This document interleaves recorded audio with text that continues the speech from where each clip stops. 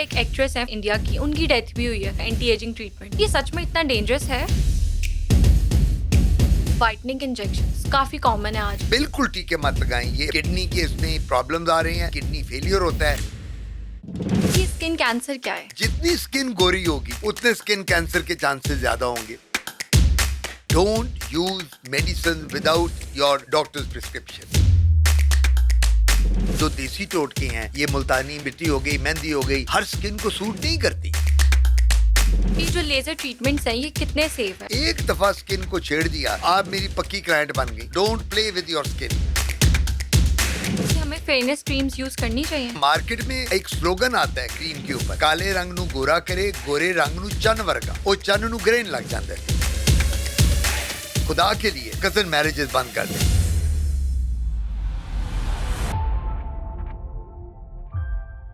अस्सलाम वालेकुम एवरीवन, आप देख रहे हैं टीबीटी डिजिटल पॉडकास्ट और मैं हूं आपकी होस्ट नूरुल सहर। व्यूअर्स, आज का पॉडकास्ट बहुत इंपॉर्टेंट है क्योंकि आज हम बात करेंगे स्किन प्रॉब्लम्स और इनके सोल्यूशन के बारे में।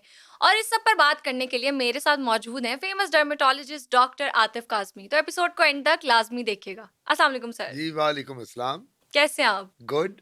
अच्छा सर, हमारी इंडस्ट्री में भी और ओवरऑल जितनी भी फैशन इंडस्ट्री है उसमें एंटी एजिंग ट्रीटमेंट्स बहुत कॉमन है।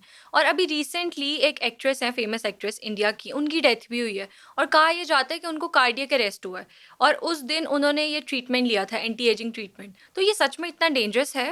देखिए, एक बात याद रखें, everything and anything is dangerous for any person and every person. Right. एक बंदा कहता है मैंने गोली खाई, गोली खा के मेरी डेथ हो गई।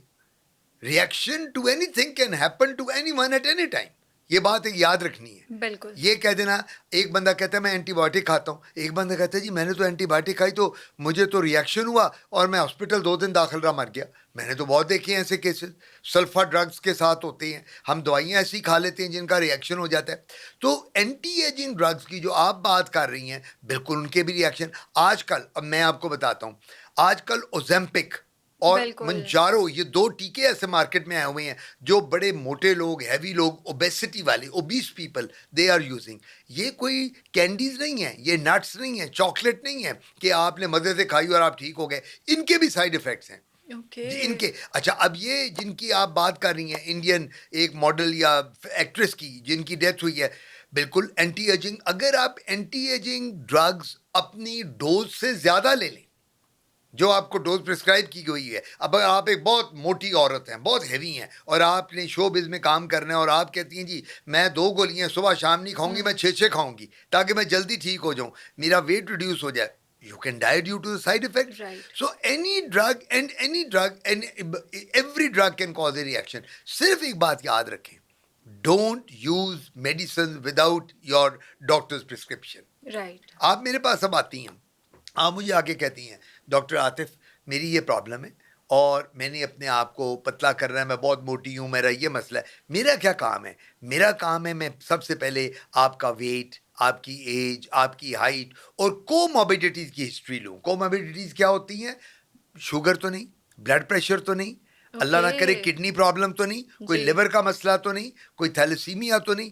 जब मैं ये हिस्ट्री लूँगा तो फिर मैं आपको ड्रग्स बताऊँगा कौन सी आपके लिए ड्रग बेहतर है जो आपने यूज़ करनी है। ये नहीं हो सकता कि सारे मरीजों को जो मेरे पास वजन कम करने के लिए आए मैं कहता जाऊँ ये ओजेम्पिक और मंजारो लगाते जाओ ठीक हो जाओगे। No doubt people are getting good results, लेकिन जब तक अपने प्रॉपर डॉक्टर से, कंसल्टेंट से, फिजिशियन से डिस्कस ना कर लें, डोंट यूज दिस मेडिकेशन। और ये जो बच्ची जिसकी आप बात कर रही हैं, मैं इसका देख रहा था, डिटेल्स आ रही थी सोशल मीडिया पे, इसने ओवर डोज ली है उस ड्रग की, अपनी एंटी एजिंग की, उसकी वजह से इसकी डेथ हुई। ये बताएं कि ये स्किन कैंसर क्या है?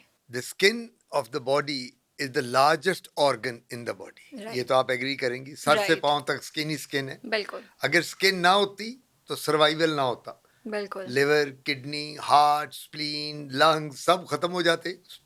तो स्किन ने बचा के रखा हुआ है। तो स्किन का सबसे इंपॉर्टेंट फंक्शन क्या है? Protective function. ये प्रोटेक्ट करती है, ठीक है। The skin of the face is the passport to the society. क्यों? हमारे चेहरा देख के सब कुछ एक असेस करता है बंदा। बिल्कुल। लोग कहते हैं डॉक्टर आतिफ उसकी बॉडी लैंग्वेज से मैंने ये किया, क्या बॉडी लैंग्वेज कोई डांस करता है, कोई घूमता फिरता, कोई माइकल जैक्सन बनता है जो बॉडी लैंग्वेज नहीं होती, फेस होता है। मैं अगर आपको कहूँ कि मैं आपसे पूछूं कि क्या बात है आज बड़ी डिप्रेस लग रही हो, तो कहाँ से मैं देख के कह रहा हूँ? फेस को देख के कह रहा हूँ। राइट। मैं बाजू और टांगे जिस्म देख के तो नहीं कह रहा। एक अगर मैं अगले दिन कहूँ भाई आज तो बड़ी तुम ब्लश कर रही हो, आज तो बड़ी खुश लग रही हो, तो कहाँ से देख के? फेस देख के कह रहा हूँ ना। इवन जब किसी लड़की या लड़के का प्रपोजल आता है, apart from other things, face को देखा जाता है। अगर एक लड़की या लड़के के फेस पे पिंपल्स हैं, एक्नी है, छाइयाँ हैं, हल्के पड़े हुए हैं, फुलबेरी है, बरस है, एक्जिमा है, तो वो फिर बड़ा प्रॉब्लम होती है रिश्ते में कि जी आपकी बच्ची का बड़ी लिखी बच्ची है, बड़ी प्यारी है, लेकिन चेहरे पे कील और मुहासे बहुत है इसके जी। कभी किसी ने रिश्ते के वक्त कहा कि मुझे एक्सरे चेस्ट करके दिखाओ लड़की का? किसी ने कहा कि मुझे इसका अल्ट्रासाउंड करके दिखाओ, इसका ब्लड टेस्ट? तो इसलिए जो स्किन है वो सबसे इंपॉर्टेंट। आपने जो क्वेश्चन किया स्किन कैंसर का, अल्लाह का लाख लाख शुक्र है, हमें जो अल्लाह ने स्किन दी है वो ब्राउन स्किन कहलाती है।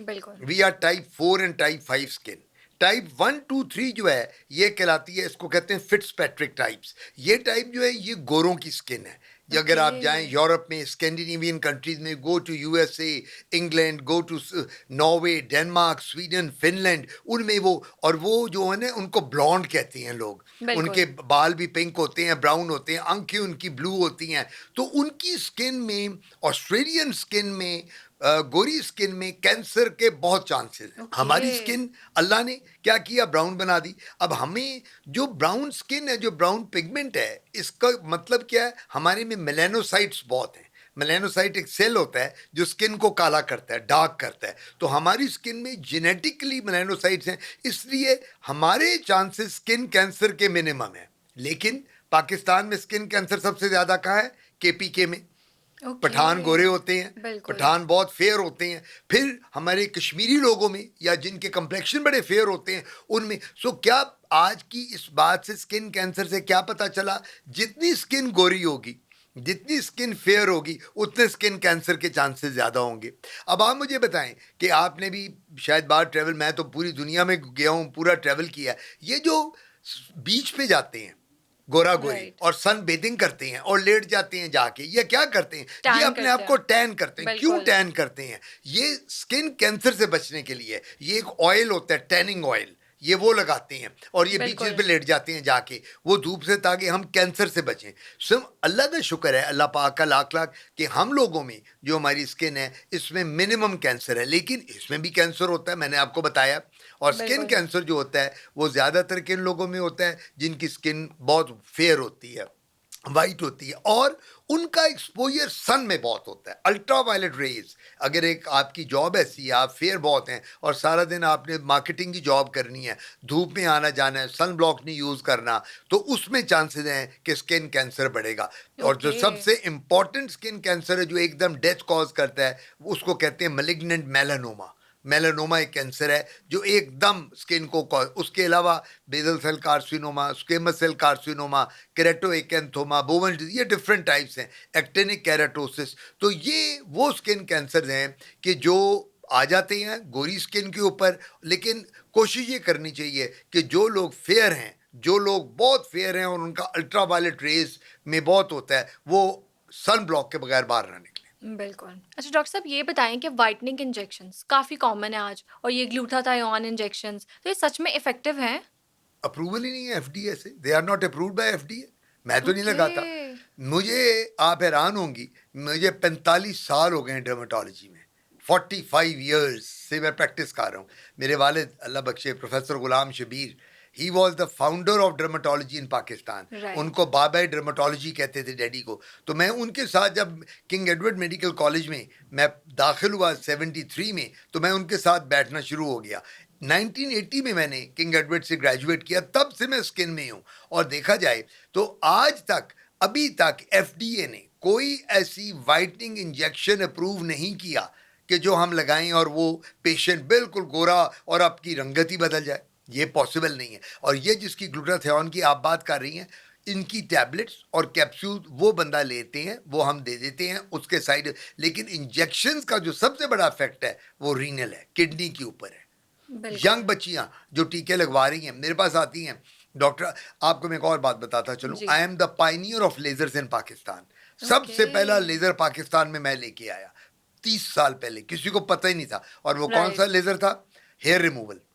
हेयर रिमूवल लेजर, डायोड का। ये जो बच्चियों के गैर जरूरी बाल आ हाँ जाते जी। हैं चेहरे पे, जिस्म पे, बॉडी पे, और आप बच्चियां क्या करती हैं? वैक्सिंग थ्रेडिंग करती हैं। राइट। वो फिर उसके लिए मैं लेके आया था। और उसके बाद एस्थेटिक्स भी शुरू हो गई, ये वाली वाइटनिंग इंजेक्शन। एक तो मैं बड़ा तंग आ गया हूँ, ये बात गोरा गोरा गोरा गोरा, यार क्या गोरा? बिल्कुल। मैं तो तंग आ जाता हूँ। मुझे तो कोई गोरे, मैं तो गोरों में रहा हूँ, विलायत रहा, अमेरिका रहा, 20 साल गुजारे। आई हेट गोरी स्किन।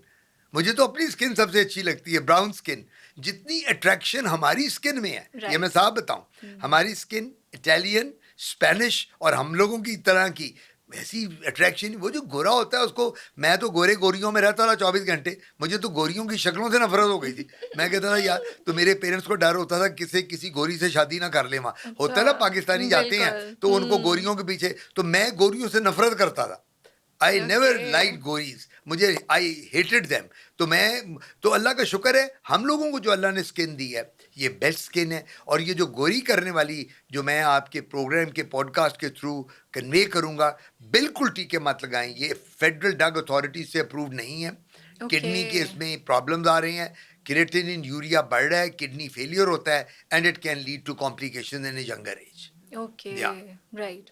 अच्छा सर, आपने लेज़र का ज़िक्र किया, तो ये जो लेज़र ट्रीटमेंट्स हैं, ये कितने सेफ़ हैं? और अगर ये इतने जल्दी रिज़ल्ट देते हैं, तो इनके बार-बार सेशंस क्यों कराने पड़ते हैं? देखिए, लेजर की बात एक याद रखनी है। Laser, botox, fillers, right. PRP, threads, exosomes, ये वन टाइम प्रोसीजर नहीं है। आप मेरे पास अगर आती हैं कोई प्रोसीजर कराने, बिल्कुल। तो मैं आपको, मेरा फर्ज है बताऊं। मैं कहूँ जी एक बात याद रखें। आप कहेंगी क्या? मैं कहूँगा कि ये जो आप मुझसे प्रोसीजर करा रही हैं, वन टाइम नहीं है। आपने हर 2-2, 3-3 महीने, 6-6 महीने के बाद आना है। एक दफ़ा स्किन को छेड़ दिया, आप मेरी पक्की क्लाइंट बन गई। अब मैंने ओके। आपसे पैसा खींची जाना है। हम लोगों ने अनएथिकल प्रैक्टिस शुरू कर दी है। बिल्कुल। आई एम सॉरी टू से दिस। हमारे डॉक्टर भी बहुत हैं जो अनएथिकल प्रैक्टिस कर रहे हैं, जो क्वैक्स हैं, अताई डॉक्टर्स, नर्सें हैं, ब्यूटिशियन हैं। सो आप एक खातून हैं, अब आप मुझे ये बताएं, बीइंग ए खातून, आप ब्यूटी सैलून में भी जाती हैं, पार्लर्स में भी जाती हैं। ब्यूटी सैलून और पार्लर का काम नहीं है लेजर करना। बिल्कुल। हाइड्रा उसका फेशियल्स कर उसका रहे काम हैं, नहीं बिल्कुल, हाइड्रा फेशियल, पीआरपी कर रहे उनका हैं। काम। अब बिल्कुल। मेरे पास आप आए और मुझे आके कहें, डॉक्टर आतिफ, मैंने आपसे ब्राइडल मेकअप करवाना है, तो मैं तो आपका ब्राइडल मेकअप नहीं कर सकता। एग्ज़ैक्टली। मैं डॉक्टर डर्मेटोलॉजिस्ट हूँ, कॉस्मेटोलॉजिस्ट हूँ, मेरा काम नहीं है। मुझे आप कहें डॉक्टर आतिफ मेरा मैनिक्योर पेडिक्योर कर दो, मैं वो नहीं करूंगा। मैं कहूँगा बिल्कुल। जाओ जाके उनसे कराओ, मेरी स्ट्रीकिंग कर दें, मेरी पर्मिंग कर दें, मेरी स्ट्रेटनिंग बालों की कर दें, मैं नहीं कर सकता। सो जो जिसका काम है वो करना चाहिए। बिल्कुल। हमारी ब्यूटी सैलून और पार्लर ने सब ये काम पकड़ लिए हैं और वो ये सारी काम कर रही हैं। उनके पास जाएं, अब एक्नी के पिट्स और स्कार्स, वो जो ब्लैक हेड्स होती हैं, वो उनको निकालने लग गई हैं। आप मुझे बताएं, वो एग्ज़ैक्टली। उनका वो इतने बड़े बड़े खड्डे पड़ जाते हैं चेहरे पे। अब एक बिल्कुल। बच्ची की शादी होने वाली है, 6 महीने रह गए, 4 महीने रह गए, उसके वो मुंह पे सारे स्कार्स और पिट्स डाल देते हैं, और वो फिर बच्ची हमारे पास आती है। फिर हमें उसका पीआरपी करना पड़ता है, बिल्कुल। रिजुविनेशन लेडर, माइक्रो नीडलिंग करनी पड़ती है, माइक्रो डर्म एब्रेजन करनी पड़ती है, हाइड्रा बिल्कुल। फेशियल, हाइफू करना पड़ता है। तो वो उनका काम नहीं है। हमारी बदकिस्मती ये है इस मुल्क में, और वो ये है कि हम लोग क्या कर रहे हैं, हम अपना काम छोड़ के दूसरे काम कर रहे हैं कि शायद ये शॉर्टकट है पैसा कमाने का। बिल्कुल, ये ऐसे ही। गलत काम है। अब एक औरत मेरे पास अगर आती है, डॉक्टर आते मेरी डिलीवरी करनी है आपसे, मैं तो नहीं कर सकता। मैं डॉक्टर एग्ज़ैक्टली। जरूर हूं, I am not train to deliver a baby. Right. मेरा काम ये तो नहीं है ना। या मुझे एक बंदा कहता है मुझे कैंसर की ट्रीटमेंट दे दें, मैं नहीं दे सकता। मैं तो ट्रेंड ही नहीं हूँ कि उसके कैंसर के लिए special. I am a dermatologist, aesthetic physician, I am a laser specialist. मेरे से सो वो बंदा जो काम करता है उसको वो काम करना चाहिए। बिल्कुल। आप अब एक एंकर हैं, आप एक पॉडकास्ट करती हैं, अब आपको अपने काम का पता है, बिल्कुल। मुझे आपके काम का नहीं पता। सो हम लोगों में अनफॉर्चुनेटली जो सबसे बड़ी प्रॉब्लम यहाँ आ गई है हमारे मुल्क में, हमारे साथ नेबरिंग, मैं इंडिया भी जाता हूँ, बांग्लादेश, श्रीलंका, सब मुल्कों में मैं एज ए डॉक्टर हमारी कॉन्फ्रेंसेस पे, वहाँ भी ये मसले हैं। क्वैकरी बहुत हो गई है। हर बंदा चाहता है कि जी मैं शॉर्टेस्ट पॉसिबल टाइम में मैक्सिमम पैसे कमा लूँ। बिल्कुल। और ये जो ब्यूटी ट्रीटमेंट्स हैं इसमें लोग बहुत पैसा कमा रहे हैं। गोरा मैं कर दूंगा जी, आप फिक्र ना करो, आपके चेहरे पे एंटी एज जो रिंकल पड़ रहे हैं 2 दिन में मैं ठीक कर दूंगा जी, ऐसे ही है। आपका चेहरा मैं जवान बना दूंगा, आपको तो घर वाले नहीं पहचानेंगे। वो घर वाले वाकई नहीं पहचानते जब स्किन बर्न हो जाती है, जब आप बिल्कुल। मुंह जलवा के जाती है तो घर वाले कहते हैं हाय ये मेरी बेटी को क्या हो गया, मेरे बेटे को क्या हो गया। तो राइट। अनफॉर्चुनेटली हम लोग इन चक्करों में पड़ गए। हमें अल्लाह से डरते रहना चाहिए। राइट। मेरे वालिद एक बड़ी अच्छी बात करते थे, बेटा don't run after the money, let the money run after you. Daddy वाह। ये कहा करते थे, पैसे के पीछे मत भागो, तुम्हारे माथे पे किस्मत में जो अल्लाह ने लिख दिया है वो तुम्हें मिलना ही मिलना है, बेशक। ना उससे ज्यादा मिलना है ना उससे कम। हमारा ये फेथ है ना एज ए मुस्लिम, जो अल्लाह बिल्कुल। ताला ने देना है। तो वो बिल्कुल। ये कहा करते थे बेटा इसलिए गलत काम नहीं करना, एथिकल प्रैक्टिस करो, राइट। जो आता है वो करो। अब मैं स्किन का डॉक्टर हूँ, डर्मेटोलॉजिस्ट हूँ, मेरे पास आते हैं डॉक्टर, आते हैं मुझे दमे की तकलीफ है और मुझे एलर्जी है, तो मैं कहता हूँ मेरा काम नहीं है, ये पल्मोनोलॉजिस्ट के पास जाओ। नहीं डॉक्टर साहब मैंने तो आपका नाम सुना है, आप बहुत बड़े डॉक्टर हैं, आप तो एलर्जी स्पेशलिस्ट हैं। वो मैंने कहा मैं स्किन की एलर्जी को डील करता हूँ, लंग्स की एलर्जी को नहीं करता। बिल्कुल। हालांकि मैं ट्रीट कर सकता हूँ, मुझे वो भी पता है, why should I do it, मैं भेज देता हूँ। राइट। अब एक बंदा कहता है मेरे नाक में खारिश है, मेरी आंखों से पानी गिरता है, मेरे गले में खराश रहती है, that is not my allergy, Exactly. My allergy skin allergy. मैं बिल्कुल। कहूंगा जाओ ईएनटी डॉक्टर को दिखाओ। तो बिल्कुल। हम लोगों ने सब ने क्या काम किया है, दूसरे लोगों की डोमेन में घुस गए हैं। बिल्कुल ऐसे। और हमारे जो डॉक्टर्स भी हैं वो क्या कर रहे हैं, अगर कोई डॉक्टर गायनेकोलॉजिस्ट है वो भी लेजर शुरू कर दिए, अगर एक डॉक्टर कोई फिजिशियन है वो भी लेजर कर रहा है। ऐसे सो है। This is bad, we right. Should not do it. Right. अच्छा सर, आजकल काफ़ी स्किन ट्रीटमेंट्स बहुत कॉमन हो गए, जैसे हाइड्रा फेशियल, कार्बन पीलिंग, और हर कोई कर भी रहा है। तो ये कितना रिस्की है कि गली मोहल्ले में जो सैलून्स खोले हुए हैं उनके पास प्रॉपर सर्टिफिकेशन नहीं है, डिग्रीज नहीं है, और वो फिर भी लोगों को कर रहे हैं, तो ये कितना रिस्की है? देखिए जी, अब एक बात हो गई है, मैं अब आज बड़ा इंपॉर्टेंट बात कर रहा हूँ। PMDC, Pakistan medical dental council, and HEC health care commission, इन्होंने मिलके एक डिसीजन लिया, ये 2-3 महीने पहले आया है। कोई भी ब्यूटी पार्लर, कोई भी ब्यूटी सैलून, कोई भी नॉन डॉक्टर, कोई फार्मासिस्ट है लड़का या लड़की, कोई फिजियोथेरेपिस्ट है, कोई नर्स है, कोई टेक्नीशियन है, वो कोई अपना क्लिनिक नहीं खोल सकते जब तक वहाँ क्वालिफाइड डॉक्टर बैठ के पीएमडीसी से रजिस्टर्ड, एचईसी से रजिस्टर्ड वो ना हो, तब तक वो क्लिनिक नहीं खोलेंगे, और अगर वो खोलेंगे तो वो क्लिनिक सील कर दिया जाएगा। ओके। अब ये लेटेस्ट आई है, ये भी आई है रूलिंग। ओके। तो अब क्या कर रही हैं, मैं क्योंकि मेंबर हूँ उसका एचईसी का भी, उसका भी जी। पीएमडीसी, तो वो हमें पता है, अब वो छापे शुरू हो गए हैं पढ़ने और सील हो रहे हैं। सो बात सबसे बड़ी ये है कि आप जो ये प्रोसीजर्स की बात कर रही हैं, मेरे पास अगर आप आती हैं तो मेरा क्या फ़र्ज़ है, सबसे पहले आपकी स्किन देखो, आपकी बिल्कुल। स्किन टाइप क्या है, आपकी स्किन ऑयली है, आपकी स्किन ड्राई है, या आपकी स्किन मीडियम है।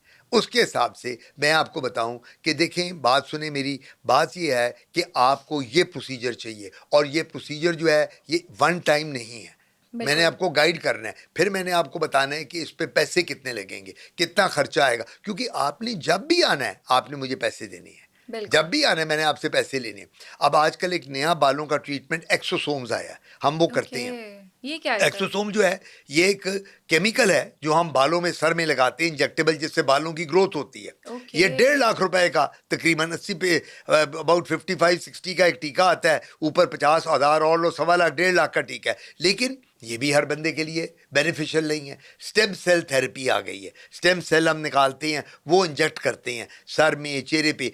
आपने देखा होगा अक्सर औकात वो लोग जिनके चेहरे पे चिकन पॉक्स हो जाता है, हाँ जी। और वो चिकन पॉक्स के बाद छोटे छोटे वहाँ गड़े पड़ जाते हैं, स्कार्स और पिट्स, या आपने देखा होगा वो लोग जिनको एक्नी निकलती है कील माह से, उसके बाद भी उनके स्कार्स और पिट्स पड़ जाते हैं, उनमें फिर हम वो पीआरपी करते हैं। पीआरपी क्या चीज़ है, आपका ब्लड लिया, आप ही का ब्लड 20 ml के करीब ब्लड लिया, उसको सेंट्रीफ्यूग किया, सेंट्रीफ्यूग करके 12 या 10 ml निकलता है प्लेटलेट्स, उनको हम इंजेक्ट करते हैं। ओके। उनमें कोलेजन होती है और वो स्किन को ग्लो देते बिल्कुल हैं। ऐसे ही है। तो ये हम लोग ये करते हैं। लेकिन एक बात बड़ी ज़रूरी है, मैं ये बार बार करूँगा, आप सब प्रोसीजर्स कराएं, ज़रूर कराएं, आपको ज़रूरत है, go to a qualified dermatologist. Right. अब लोग मुझसे पूछते हैं हमें किस तरह पता क्वालिफाइड कौन है, नॉन क्वालिफाइड कौन है, बड़े लोग पूछते हैं। अभी आप मुझसे पूछेंगी डॉक्टर साहब अगर मेरे पेट में दर्द है, मेरे आंखों का प्रॉब्लम है, सर का दर्द है, मुझे क्या पता, मैं तो नॉन डॉक्टर हूँ। मैं क्या कहता हूँ, आजकल सोशल मीडिया का ज़माना है, गूगल पे जाओ, नेट पे जाओ, सर्च करो, जो आपका घर जहाँ रहती हो उसके इर्द गिर्द उसको लोकेशन डालो, the best ophthalmologist, the best gastroenterologist, best gynaecologist, best cardiologist, best dermatologist, वो तुम्हें मिल जाएगा और उनको दिखाओ। और सबसे बड़ी बात है, फिर भी नहीं मिलता तो जो मेडिकल कॉलेजेस हैं जितने भी, जहाँ प्रोफेसर, एसोसिएट और असिस्टेंट हैं हर फील्ड के, they are the most qualified people, उनको जाके दिखाओ। Don't go to the quacks. अटाई डॉक्टर्स के पास तुमने नहीं जाना, जाओगी तो बेड़ा गर्क हो जाएगा। राइट, ऐसे ही है। अच्छा सर, हमने अक्सर सुना है कि मिड 20s में हमारा जो कोलेजन है वो कम होने लग जाता है, जिसकी वजह से हमारे चेहरे पे रिंकल्स आते हैं। तो अगर हम चाहते हैं कि जल्दी रिंकल्स ना आए या जल्दी हम एजिंग की तरफ ना जाएं, तो जो लड़कियां अभी 20s में हैं जिनका स्टार्ट हुआ है, वो क्या ऐसी चीज़ें करें? देखिए, सबसे बड़ी बात तो ये है कि हर बंदे की जेनेटिकली स्किन डिफरेंट है। बिल्कुल। जिस तरह हम शक्लें नहीं कहते, अब आपकी शक्ल वो कोई कह सकता है कि तुम तो अपनी अम्मी की तरह लगती हो, एक कोई कह सकता है नहीं नहीं अम्मी नहीं पप्पो पे गई है, एक कहता है खाला पे। क्यों हम ऐसी बातें करते हैं? फिर किसी को कहते हैं इसका कद बड़ा लंबा है, ये चचा पे गया, एक कहते हैं इसका कद छोटा है, ये पप्पो पे चला गया। चेहरे की स्किन भी जेनेटिक है। हम लोगों की जो रिंकलिंग, अगर हर एक बंदे की 20 साल पे क्यों नहीं एंटी एजिंग की जरूरत पड़ती? तुम्हारी आपकी जितनी सहेलियां हैं जिनके साथ स्कूल कॉलेजेस में पढ़ी हो, तुम सारी एक लाइन में खड़ी हो जाओ, सबकी स्किन डिफरेंट होगी। एक ही एज है, तुम सबकी एज एक ही होगी। मैं ख्याल आप 18, 19, 20 साल की होंगी, यंग लगती हैं, इससे बड़ी नहीं है। अब आपकी सारी मैं लड़कियों को खड़ा कर दूं तो मैं क्या करूंगा? मैं पूछूंगा, मैं कहूंगा आपकी स्किन डिफरेंट है, उसकी एज एक ही है। क्या है? जेनेटिक्स। सबसे बड़ी बात है। उर्दू में क्या कहते हैं? मौरूसी। जेनेटिक्स को उर्दू में कहते हैं मौरूसी। अच्छा, अब दूसरी बात, आजकल क्यों इतनी जल्दी एजिंग हो जाती है शुरू? 20 साल पे, 22 साल पे। स्ट्रेस बहुत है, एंग्जाइटी बहुत है, टेंशन बड़ी हो गई है। आप मुझे एक बात बताओ, आपके घर में छोटा आपका बहन भाई क्लास 2, 3, 4 में कोई नेफ्यू नीस हो, उसका बैग बक्सा, मुझे बैग उठा के स्कूल का दिखा दो। मैं तो नहीं उठा सकती। देखो ना, that is like so heavy. That is like so heavy. अब इतना प्रेशर बच्चों पे पड़ गया। ओ लेवल्स में ओ जी स्ट्रेट एज आने चाहिए। मेरे तो जी 10 एज आए हैं, मेरे बेटे के 11 एज आए हैं, मेरे बेटे के 12, 13 एज आए हैं। अब तो एज ही ले बैठते हैं वो, और एज हमें वही नहीं जान छोड़ते हमारी। फिर मेडिकल कॉलेजेस में दाखिल होना है, 99% दाखिला, वो जी 99 पे 92% पे सीटें खत्म हो गई। आई मीन टू से कितना प्रेशर है। हमारी नानियों दादियों के, हमारे ग्रैंडफादर्स के, माँ बाप के ज़माने में कोई प्रेशर नहीं होता था। वो बैठते थे, कच्ची लस्सी पीते थे, दूध पीते थे, फ्रूट्स और जूसेस खाते थे, मक्की की रोटी, साग खाते थे। हमें अब घर में मेरे बच्चे होते हैं, मेरी वाइफ जो है ज़मींदार हैं, तो उनके जब आता है वहाँ से देसी घी आता है तो स्मेल आती है, तो मेरे बच्चे कहते हैं मामा उठा के बाहर फेंके, आपने घर में गंद जमा किया हुआ है, हमें तो देसी घी से नफरत है। तो बच्चे अब बर्गर, पिज़्ज़े, शवारमे वो खाने के शौकीन हैं। सॉफ्ट ड्रिंक्स जितनी मर्जी दे दो। दूध का बात करो तो नाक बंद कर लेते हैं, दूध से स्मेल आती है मामा, दूध नहीं पीना। सो हमारे हैबिट्स चेंज हो गए हैं। बिल्कुल। आप अब क्या करती हैं? आपके बहन भाई, आपके फ्रेंड्स है, बाप माँ बाप, नहीं भी चलो आज तो बर्गर खा के आना है, आज पिज़्ज़ा खाना है, आज हम बाहर फास्ट फूड खाते हैं। घर के खानों का रिवाज खत्म हो रहा है, इसलिए स्किन पे एजिंग आ रही है। मैं क्या करता हूँ? फ्रूट, जूस, फल, दूध, दही, दालें, सब्जियां, मिल्क शेक, ये ज़्यादा लो। सुबह उठ के गोरा जो है, कभी आप अगर कभी बाहर जाएं या गई होंगी, अगर गोरों को देखें, उनके कद होते हैं 6-6, 7-7 फुट, गोरे चिट्टे, और 90 साल की उम्र में भी वो 60 साल के लगते हैं। सुबह उठ के वो योगर्ट लेते हैं, दही खाते हैं, सुबह उठ के वो जूस पीते हैं, उनका नाश्ता देखो जरा, सुबह उठ के वो फ्रूट्स लेते हैं, सुबह उठ के वो एग लेते हैं। हम लोग पराठे के पीछे लगे हुए हैं, हम नान चले, हलवा पूरी। आप शहर के अंदरून चले जाओ, हरीसा, निहारी, सिरी पाए, और यार हमने बाहर निकलने के नहीं निकलना।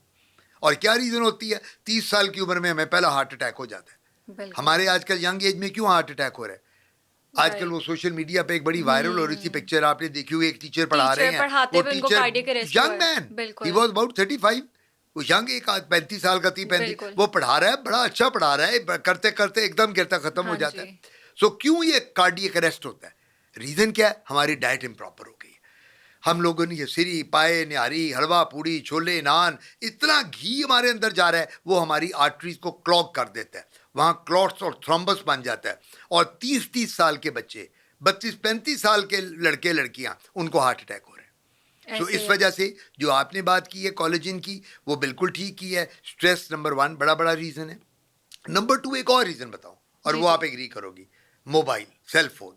ये मोबाइल की बीमारी, रात को हम 3 बजे तक जागते रहते हैं, ऐसे 2 ही बजे है। तक जागते हैं, मोबाइल यूं रखा हुआ और उसी को देखी जाने, बस करी जाने। अब बिल्कुल। आंखें भी गई, दिमाग भी गया, और वो जो हम कर रहे हैं काम, हमारा सारा सिस्टम ही गया, ऑफ हो जाता है। ऐसे ही है। हाँ, तो यार मोबाइल का एक टाइम है, उस मोबाइल को यूज करो और उसको एजुकेटिव पर्पसेस के लिए रखो। हर वक्त गपशप नहीं करनी, चैटिंग हो रही है, उधर कर रही हूँ जी, ये हो रहा है, हंसी मजाक चल रहा है, हाँ और जी। रात को 2-2 बजे तक, दिस इज वेरी बैड। आप 11 बजे 10 बजे, हमारे नबी पाक सल्लल्लाहु अलैहि वसल्लम और साहबा हमारे रात को 7:30 खाना खाया, 9 बजे बिस्तर में लेटे, सुबह फजर के वक्त उठ गए, नमाज बिल्कुल, पढ़ी, और नमाज पढ़ के फिर सारा दिन चल दो। हम तो ऐसे ही है। सोते ही फजर के वक्त हैं, तो हमने बिल्कुल। सुबह उठना खे है हमने। तो बात सबसे बड़ी ये है कि हमारे हैबिट्स बिल्कुल चेंज होते जा रहे हैं, खाने पीने की भी और वर्किंग की भी। राइट। अच्छा सर, ये बताएँ, ये जो हम इंस्टाग्राम और यूट्यूब पे होममेड टोटके देखते हैं, मुल्तानी मिट्टी, चावलों का आटा, तो क्या ये सच में स्किन के लिए इफ़ेक्टिव है? देखिए, ये जितने देसी टोटके होते हैं ना, ये वेरी करते हैं स्किन टू स्किन। मैं इससे ज़्यादा इंपॉर्टेंट आपको बताता हूँ। जी। आप बच्चियों की जब शादियाँ होती हैं, उपटन की एक रस्म होती है, हाँ जी। होगी, याद है? बिल्कुल, बिल्कुल, पता होती है, होगा। अभी भी होती है। हाँ, अब होती है ना, अभी हुँ। भी उपटन होता है। अब उपटन इटसेल्फ आप क्या समझती हैं कि वो बहुत इफ़ेक्टिव है? औरतें कहती हैं, हमारी ख़वातीन, "ओ जी, स्किन को ग्लो करती है, हाँ लड़की को लगाना जी, चाहिए, रूप आता लड़की है। के रूप आता है।" मैंने तो देखा है, उपटन लगा के लड़कियाँ मेरे क्लिनिक में लैंड करती हैं आके, "मुझे तो एलर्जी हो गई, डॉक्टर साहब मेरा मुँह लाल, हाय मेरी बारात है, मेरी मेहंदी है कल, सर मुझे बचा लें।" सो बात ये है, जो देसी टोटके हैं, ये मुल्तानी मेहंदी, मट्टी मिट्टी हो गई, मेहंदी हो गई, दही लगा लेना, अंडा लगा लेना सर के ऊपर, उसके बाद नींबू पानी यूज़ कर हाँ लेना, जी, ये सारी चीज़ें जो हैं हर स्किन को सूट नहीं करती। इनके बिल्कुल। इफेक्ट्स बेनिफिशियल भी हैं और इनके नॉन बेनिफिशियल भी हैं। तो मैं ओके। ये कहूँगा कि देसी चीज़ों को यूज़ करने की बजाय सिर्फ अगर करनी है तो प्योर मेहंदी पत्ते वाली यूज़ करें हाथों पाँव पे, जो नबी पाक सल्लल्लाहु अलैहि सल्लल्लाहु अलैहि वसल्लम वसल्लम। और हमारे साहबा यूज़ करते थे। आपको पता है, ये जो मेहंदी है, पत्ते वाली मेहंदी, ब्राउन मेहंदी, मैं जी, जी। केमिकल मेहंदी की बात नहीं कर खालिस रहा, मेहंदी। ये क्यों यूज़ की जाती थी उस ज़माने में, अरबों के ज़माने में, आज से 1400 साल पहले नबी पाक के। ये एंटी बैक्टीरियल है, एंटी फंगल है, एंटी वायरल है। ओके। इसलिए हाथों और पाँव को अच्छी तरह मेहंदी, और यही मेहंदी सर पे लगाई जाती थी। बिल्कुल। लोगों के बाल ब्राउन होते थे, आजकल भी लोग कई लगाते हाँ हैं, जी, गाँव में आप लगाते जाएँ, हैं। शहरों में तो रिवाज कम हो गया, वो कहते हैं जी मेरे बाल ग्रीन और ब्राउन हो हाँ, जाते हैं, बड़ा मैं बुरा बाद लगता में हूँ। स्ट्रीकिंग नहीं हो बाद में सकती। स्ट्रीकिंग और वो फिर मसले, और खवातीन के ज़्यादा। तो इस वजह से ये चीज़ जो है ये बड़ी इफ़ेक्टिव थी। लेकिन जो देसी टोटके आपने कहा है, मैं उसमें ये कहूँगा, साइंस का ज़माना है, हम लोग बहुत साइंटिफिक होते चले जा रहे हैं। हमें बिल्कुल। साइंस के हवाले से देसी टोटकों को छोड़कर हमें साइंटिफिक चीज़ों पे रिलाई करना चाहिए, और जो डॉक्टर आपका कहता है उसके मुताबिक आप लोशन, जेल या ट्यूब यूज़ करें। ओके। अच्छा डॉक्टर साहब, ये बताएँ कि हमें फेयरनेस क्रीम्स यूज़ करनी चाहिए? फेयरनेस जो डॉक्टर देते हैं, मेरे पास, आप मेरे पास आती हैं, मुझे कहती हैं डॉक्टर आतिफ, मेरा कम्प्लेक्शन ज़रा थोड़ा डार्क है या मुझे ग्लो चाहिए। मैं आपको ग्लो चेहरे पे ला सकता हूँ, मैं आपको गोरा नहीं बना सकता। जो बिल्कुल। अल्लाह ने आपको बना दिया वो अल्लाह ने बना दिया। मैं ग्लो, हम खुद बनाते हैं, मैं खुद लोशन क्रीम बनाता हूँ, डिस्पेंस करता हूँ, ओके। उनमें केमिकल, उनमें स्टीरॉयड नहीं होते।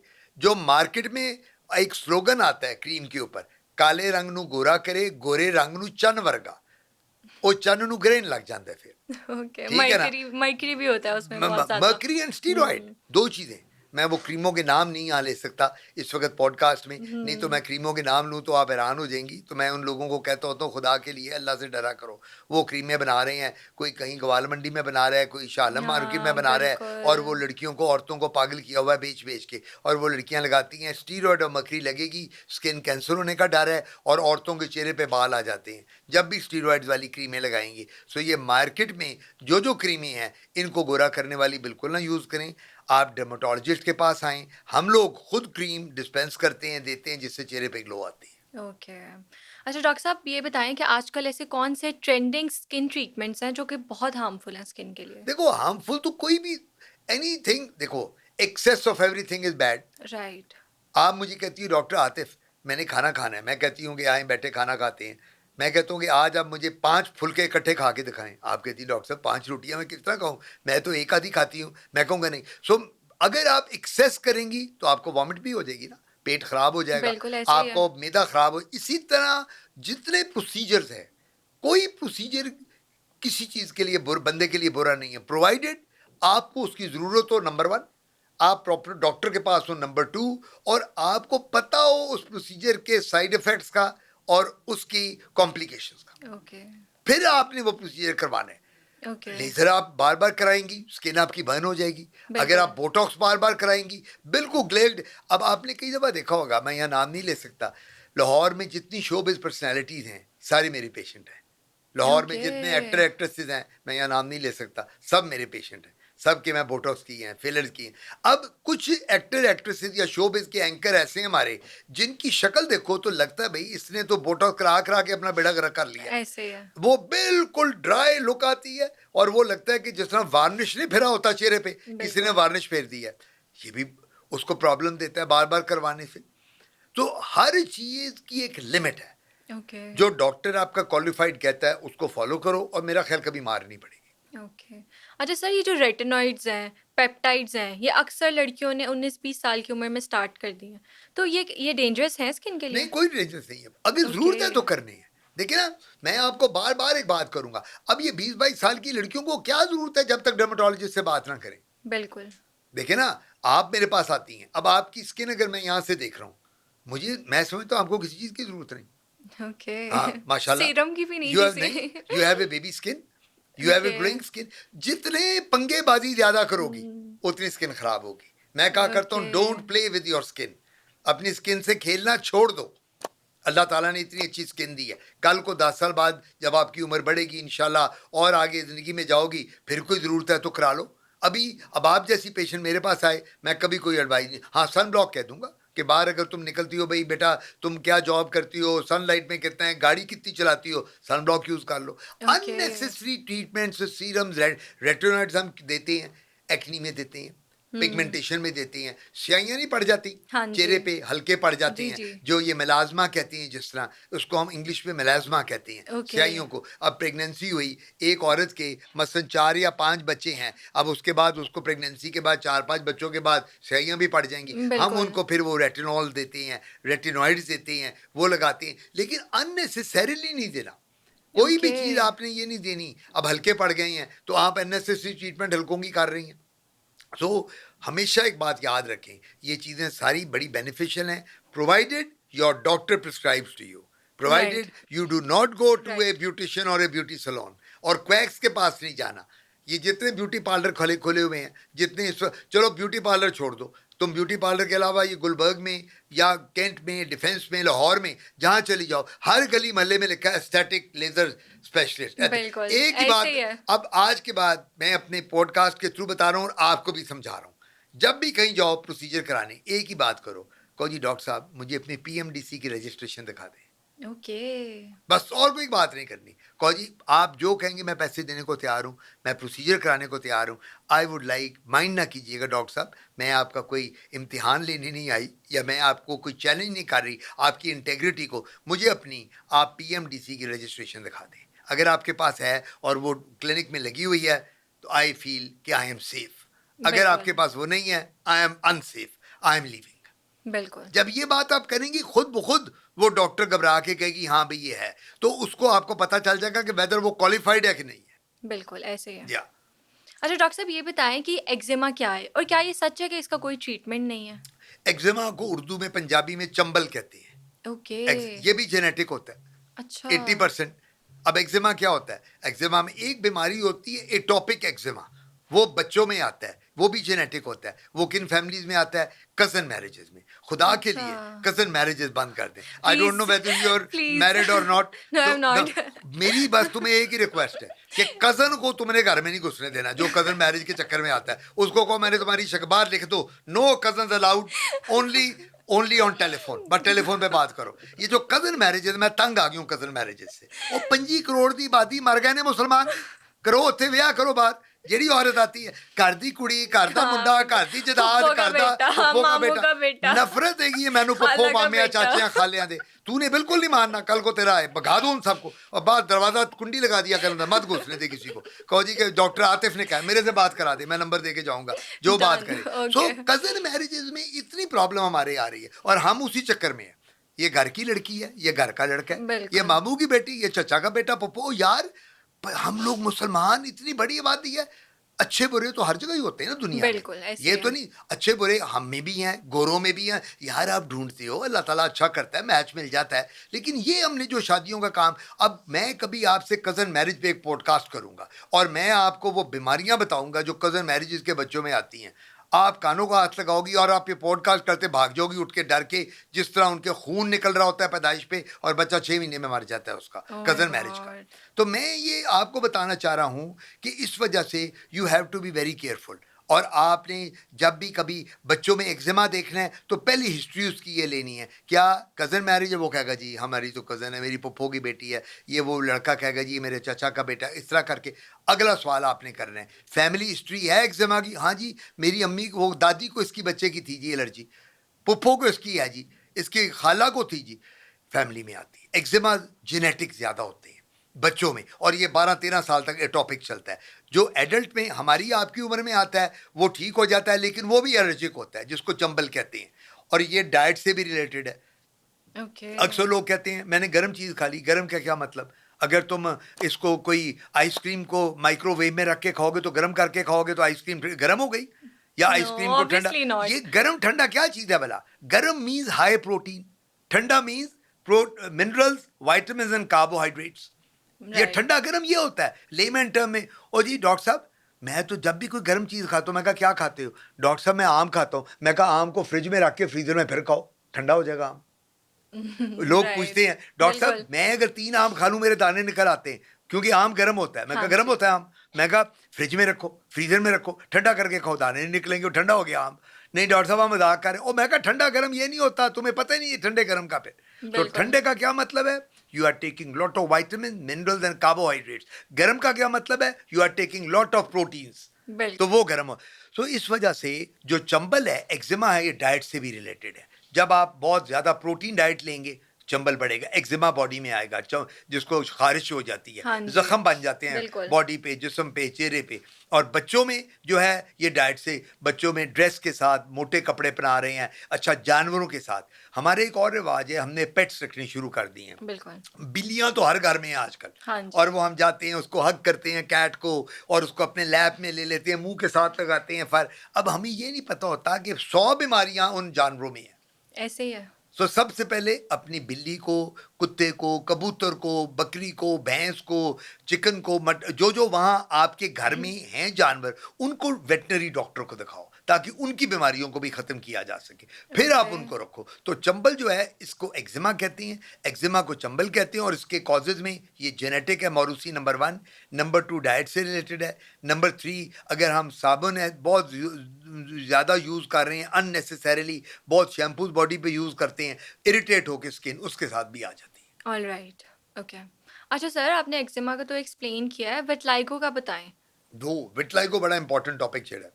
विटलाइगो में उर्दू में इसको कहते हैं बर्स या फुलबेरी। सुना होगा नाम, बर्स या बिल्कुल। फुल। बिल्कुल। विटलाइगो क्या चीज़ है? वाइट पैचेस, सफ़ेद धब्बे बन जाते हैं चेहरे पे, हाँ जिस्म जी। पे। अच्छा इसकी एक मिथ है, मछली खा मछली के और ऊपर दूध, से दूध दूध। पीना। अच्छा ओके। अगर मछली और दूध से होता तो सारे बंगाली भरा चिट्टे गोरे ना होंगे? वो ओह सारे मछली और बिल्कुल। दूध खाते हैं, वो सारे गोरे होते पे। उन सबको विटलाइगो होती। अगर आप कभी गई हैं, कभी आप उधर नहीं गई, मैं ढाका जाता हूँ इम्तिहान लेने। मैं जब अच्छा। इम्तिहान लेने जाता हूँ, हमें हर खाने में मछली और दूध मिलता है वहाँ। वहाँ ओके। मछली बहुत है ना, क्योंकि सी पोर्ट बिल्कुल है तो वहाँ ऐसे है। वो देते हैं। तो दूध का क्या मतलब? डिजर्ट्स होती हैं, डिजर्ट्स में दूध होता है।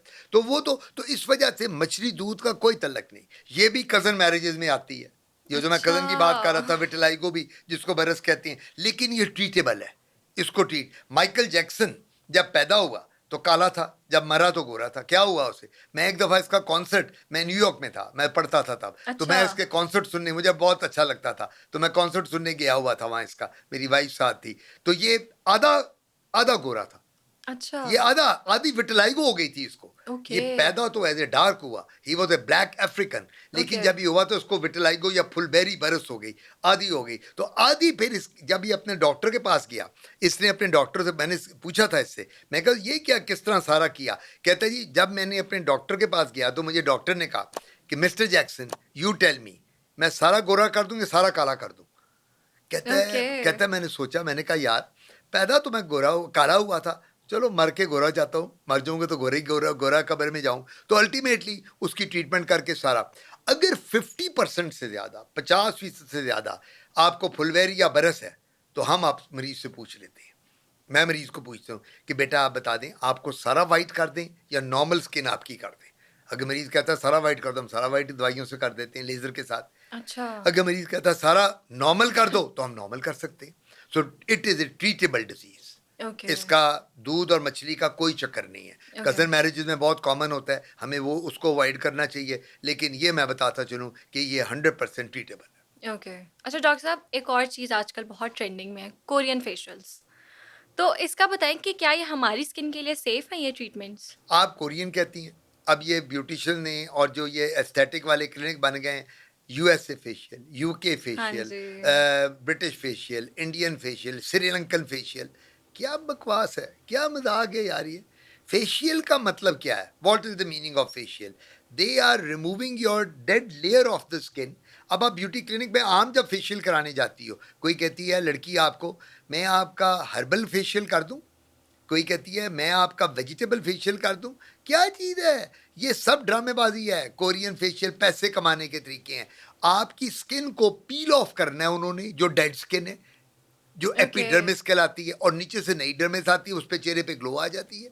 So okay. ये सब चीज़ें जो हैं, ये पैसे कमाने की मिमिक्री है। ओके। हम लोगों ने पैसे कमाने के लिए ये चीज़ें शुरू कर दी हैं। ओके। मेरे पास आप आओ, मैं आपको कहूँगा ओ छोड़ो तुम वहाँ कराती हो, मेरे से यूएसए वाला कराओ।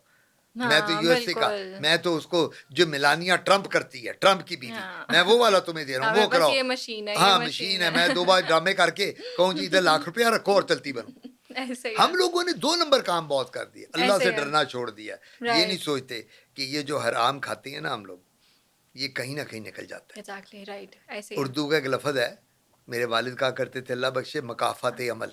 जो हम्म। इस दुनिया में किसी के साथ गलत करके जाओगे, इसी दुनिया में उसकी सजा मिल जाएगी, ऐसे है। किसी भी फॉर्म में, बिल्कुल। बच्चों की फॉर्म में, बीवी की फॉर्म में, बहनों अपनी फॉर्म में। तो वो कहा करते थे जेन्युइन बात करो, जो चीज़ है वो है, जो नहीं है नहीं है, ख़त्म हो गई बात। बिल्कुल राइट। अच्छा सर, ये ट्रीटमेंट्स आपने जैसे बात की काफ़ी एक्सपेंसिव हैं, तो कौन सी ऐसी चीज़ें हैं, कौन सी ऐसी हैबिट्स हैं कि जो औरतें ये अफोर्ड नहीं कर सकती, वो घर में रहकर करें तो उनकी स्किन बहुत अच्छी हो सकती बिल्कुल, है? 5 वक़्त की नमाज़ पढ़ें, ओके। कुरान पढ़ें, तर्जुमे के साथ पढ़ें, ताकि उनको पता चले कि अल्लाह ताला कुरान में क्या कहता है। हॉलिडे करने के लिए नथिया गली, गिलगित, कागान, नारान, सवात ना जाएं, अल्लाह पाक के घर जाएं। इससे बड़ी हॉलिडे कोई नहीं होगी। इतना चेहरे पे नूर आएगा, जब वापस आएंगे इतना नूर होगा। नबी पाक के रोज़े पे जाएंगे, आएंगे तो नूर ही नूर होगा। लोग कहेंगे यार ये नूर है जो है। एक तो ये हो गया। दूसरा, फ्रूट जूसेस, फल, दूध, दही, दालें, सब्जियां, मिल्क शेक ज़्यादा से ज़्यादा लें, पानी ज़्यादा से ज़्यादा पिएं। ओके। ये सबसे, जितनी आपकी डाइट अच्छी होगी उतनी आपकी स्किन ग्लो करेगी। Alright. Juices are very important. Vitamins are very important. Minerals are very important. जितने ओके। जूसेस लोगे, और स्किन को मिनिमम छेड़ो, अपनी स्किन को अननेसेसरी मत तंग करें। मैं जो पहले भी कह रहा हूँ, don't play with your skin. बिल्कुल। बाहर निकलो, सन ब्लॉक यूज करो। गर्मी बहुत है, कैप पहन लो। एक मिनरल वाटर की बोतल रखो अपने बैग में, बैग पैक में वो रखो। एक sunblock, sunglasses use करो, ताकि सनलाइट से डायरेक्टली बचो। तो मेरा ख्याल है डाइट अच्छी होगी। अच्छा, रात को प्रॉपर सो, और ये जो मोबाइल वाली बीमारी है इससे हाँ छुटकारा जी। हासिल करो। रातों को 2-2 बजे तक मत बैठे रहो। ये सारी वो है, अपने आप को खुश रखो, और जो मांगना है अल्लाह की ज़ात से मांगो। सबसे बड़ा डॉक्टर दुनिया में अल्लाह ताला की ज़ात है। बिल्कुल जो ऐसे लेना है है। उससे मांगो। बीमार हो, वो उसने शिफा देनी है। डॉक्टर तो एक वसीला होता है ना, शिफा देने बिल्कुल। वाला वो है सबसे बड़ा बेशक। डॉक्टर। जो मांगना है, तो मैं नहीं समझता कभी कोई प्रॉब्लम आएगी। अच्छा सर, ये बताएं ये सोराइसिस क्या है? हाँ, सोराइसिस का बड़ा अच्छा आपका क्वेश्चन है। सोराइसिस को पंजाबी में कहते हैं मच्छी के चाने की तरह के छिलके बन जाते हैं। यानी अच्छा। जिस तरह फिश स्केल्स होते हैं ना हाँ बॉडी पे, जी। वो थिक क्रस्टेड स्केल्स बन जाते हैं। इधर बिल्कुल। कोनियों पे, घुटनों पे, कमर पे, एक्सटेंसर एस्पेक्ट पे, सर के बाल में खुश्की जम जाती है बहुत। इसको ये भी जेनेटिक है, ये भी अच्छा। कजन मैरिजेस में आती है।